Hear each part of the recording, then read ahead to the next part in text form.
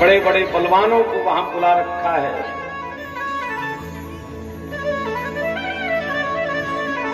कंस भयभीत हो रहा है।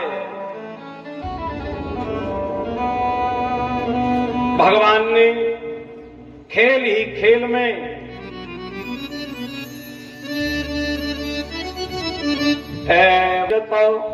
संकल्पो भगवान, उनको भी भगवान ने मार दिया।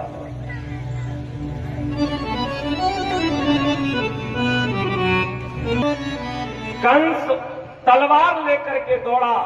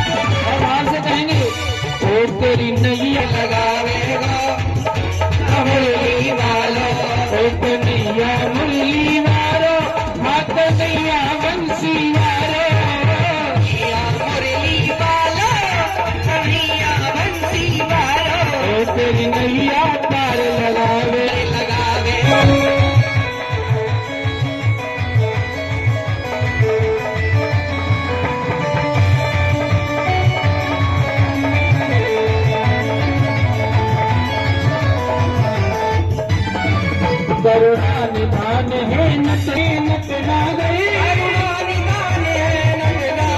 तुमको हो दया के सागर, हो दया के सागर, तुम ही हो दया के सागर। तेरी माँ को भी तूने ऐसे ही घसीटा था मामा।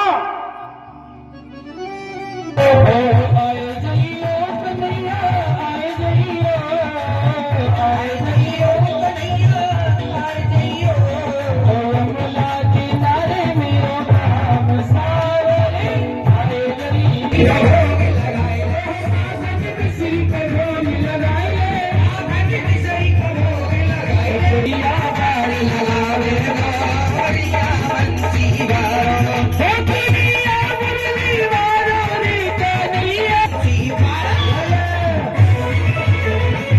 आचार्य किशोर कुमार लवानिया। मैं शिव महापुराण और श्रीमद् भागवत महापुराण, राम कथा, देवी भागवत इत्यादि की कथाओं के माध्यम से अपने वैदिक हिंदू धर्म का प्रचार प्रसार कर रहा हूँ। सर, यहाँ जो भागवत कथा का प्रोग्राम हो रहा है, यहाँ कितने वर्ष हो रहा है और कब कब होता है सर ये सही हो? इस स्थान पर तो पहली बार ये एक व्यक्तिगत यजमान के रूप में करा रहे हैं, लेकिन इसका उद्देश्य केवल और केवल अपने हिंदू वैदिक धर्म का प्रचार है। आप जनता को क्या संदेश देते हैं इस भागवत कथा से कि मैं जनता को यहाँ जो आए हैं उन सबको, या जो भी मुझे मेरे चैनल के माध्यम से सुनते हैं, उन सबको यही संदेश देता हूँ, भगवान की कथाओं को सुनने का अर्थ है अपने अंदर बदलाव करना। हमें अपने अंदर बदलाव करना है और अपने धर्म को लेकर के आगे बढ़ना है। धर्म से कभी भी विचलित नहीं होना है, ये इसका मुख्य संदेश है। धर्म से जुड़े रहना है। भागवत कथा के माध्यम से युवाओं को किस तरीके का संदेश देना चाहिए? युवाओं को सेवा का, परोपकार का ये संदेश है, क्योंकि भागवत में भगवान ने भी सेवा, त्याग, परोपकार पर ही अपना मत रखा है। और सारी कथाएं हमारे पुराणों की या वैदिक कथाएं, वो सब हमें परोपकार और समाज को किस तरह से लेकर के एक सही दिशा में चलना है, ये सब बताती हैं। और इस सारे कामों में युवा के बिना ये काम संभव नहीं है। सर, ऋषि मुनि और महात्मा जितने भी हैं, सभी ने देश के इसमें काम किया है, प्रार्थनाएं की हैं, हमारा देश एक, इस पर आप क्या कहना चाहते हैं जो हमारा देश उन्नति की ओर बढ़े? देखिए, राष्ट्र से बड़ा संसार में कुछ नहीं है। हम धर्म से भी आगे अपने राष्ट्र को मानते हैं। हम जिस राष्ट्र में रह रहे हैं, राष्ट्र धर्म हमारे लिए सबसे ज़्यादा जरूरी है।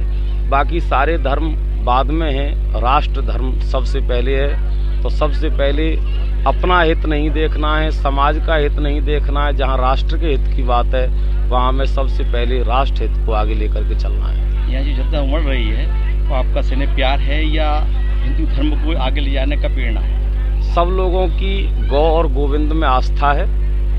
गौ और गोविंद में आस्था रखने वाले व्यक्ति जहाँ कहीं भी इस तरह के आयोजन होते हैं वहाँ पहुँचते हैं और अपनी श्रद्धा भक्ति इस तरह से दिखाते हैं जो यहाँ देखने को आपको। कथाओं की कोई संख्या नहीं है ना। वैसे मूल रूप से शिव महापुराण कथा हम लोग करते हैं और इस तरह की और भी कथाएं जो होती हैं वो सब हम लेकर के चलते हैं। नाम? जी, मेरा नाम पंडित राघव आचार्य है। पंडित जी, आज जो गीता भागवत कथा प्रोग्राम किया गया है, इसका खास उद्देश्य क्या है?